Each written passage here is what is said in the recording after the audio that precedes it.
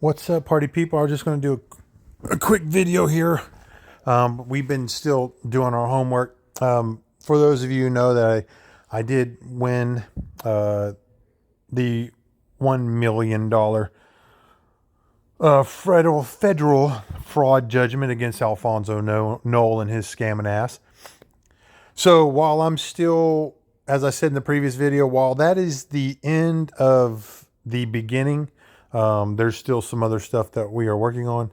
I'm not going to dig too deep into that, but let's just say he'll be constantly looking over his shoulder for the next couple of years because fortunately for me, I have nothing but time and I have more money than him, so I can continue to push him through the court system and just aggravate his life to no end. But having said that, on top of my $1 million judgment,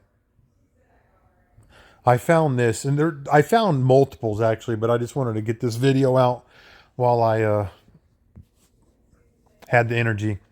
So this looks like he settled on. It looks like he made good on this, but let's forget the fact that it happened. Let's not, forget the fact that it happened in the first place. So he's out smoking everybody for millions of dollars, and we already know that because, like I said, I'll over time when I get the energy and get on my computer and go through all my files, I'll dump his bank statements, and y'all will all be able to see the money that came in and the money that came out. So that's all documented. That was, part of the reason why he didn't want to see a trial. He just didn't want that to be known while he was still building these new scams and hiding in Discord and then blaming it on everybody else. But this is looks like he smoked the bank, First National Bank, for almost $400,000. So, and y'all could pull this up. All you got to do is go to Lancaster County and pull up his previous lawsuits. I mean, this isn't private information. This is all public record. I mean, once you go to the counties that he's hiding all of his shit in Pennsylvania, you can find all this dirt on him. Unfortunately, I did not look earlier, but that's neither here nor there. But the dude's just blazing a trail, just smoking everybody. Almost $400,000. Insane, dude. This is nuts, man. This dude he does nothing but not pay his bills ever. Not only does he owe, other professionals that help build the club, which I'll get into those emails as well. I'll be dumping. Look, there's just a lot of shit I got, right? I mean, he owes those people. He owes me. He owes all the investors, which, by the way, he doesn't consider y'all investors. He considers y'all, quote unquote, token holders who have no say so. I'll get into that because that's in the deposition. So all that will come out in due time. But in the meantime, I'm going to kind of unload all of his public records, basically, that shows his journey through life. This is his life outside of crypto. And you got to keep in mind that he wasn't even in the crypto game until he met me. And obviously we'll get into that as well because that's part of the deposition as well. As far as his admission to who started the club. And it wasn't him. But be that as it may. So this is just insane shit, man. I mean, this guy's just straight blazing a trail. Wherever he goes, man, he's just smoking everybody, scamming everybody. And then this looks like he got served by the sheriffs, and then they end up confiscating or selling some of his real estate. It looks like, let me get down here. This is 87 pages. I'm not going to go through this because this has nothing to do with me, but it just shows you right there. Alfonso Knoll, that's his now defunct business, which, by the way, he has multiples of those there. I mean, he's gone through at least 15, 20 businesses since the year 2000. And we'll get into that as well. But all it does is establishes the pattern of what scammers do, which is, embezzle the money, use an exchange to embezzle that money, flood it through his bank account, and then pay out other people, and then it flushes back to him.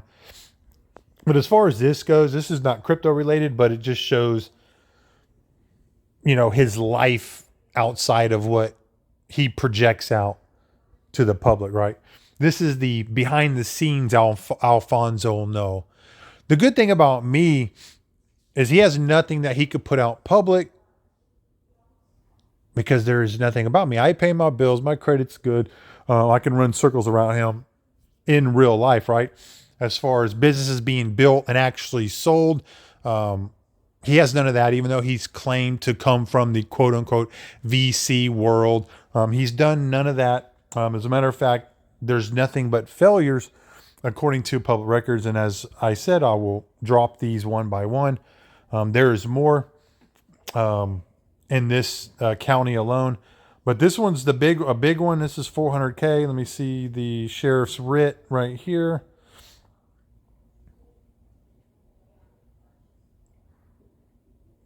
There you go. So, I mean, this is kind of standard operating procedures. You know, he had a judgment put against him. He lost as usual. They put a lien, probably, I would imagine, on any properties. That's kind of standard operating procedure. That's what debtors do. They forced him they served him the writ, meaning the sheriff show up, they serve him, and then they confiscate anything that is of any value, and then they sell it, which is what this is, right? Sheriff's sale right there. And he has to just, he has to let it happen. I mean, he lost, he's smoking people, and that's just the way it goes, it's what scammers do, right? They have to continue new scams so they can continue to pay off these old debts. Now, eventually it's going to catch up to him, and he's most likely going to he'll be forced into bankruptcy, and that'll all be public record. Now, as far as my case, he technically can't file bankruptcy because it's based off a fraud case. So if he actually goes through with bankruptcy, then we'll just follow that up with another fraud charge. So he knows he can't get out of my judgment by filing bankruptcy. Now, that doesn't stop people from doing it. I mean, anybody can do it, but there's consequences for those actions. So, but knowing him, I would assume he's most likely going to do that, which is fine by me. We'll just keep fucking with them in courts, right? So, but yeah, pretty interesting, man. Dude's just straight out smoking everybody. Here's 400K. So I have found almost $2 million just on public records of people that he smoked and not paid. So yeah, you just got to kind of, unfortunately, man, in the crypto space, you never really know who's behind all these projects. But unfortunately, he's in deep, and we're going to continue moving on, and I would say by the end of this year we'll have him back into federal court on another charge, but that's the only teaser I'll throw out there. I'm not going to specify on exactly what, but it is coming. So in the meantime, I'll drop all these public records, and y'all can see all the debt that he owes right there. 400K, insane, man. Dude straight smoking everybody. Low, it looks like commercial loans. So he goes out and takes loans knowing he can't pay them back. So, and that's fine. I mean, people do that all the time. I mean, it's kind of the American way, right? Take on debt that you can't afford, and then file bankruptcy, or have a lien put against you, and have the sheriffs or U.S. Marshals, in my case, will serve you a writ and confiscate whatever's out there in public record. But I'm not sure he actually owns anything of any value right now. So that is what it is. But this is pretty interesting. But anyway, y'all have a good one. See y'all in the next one.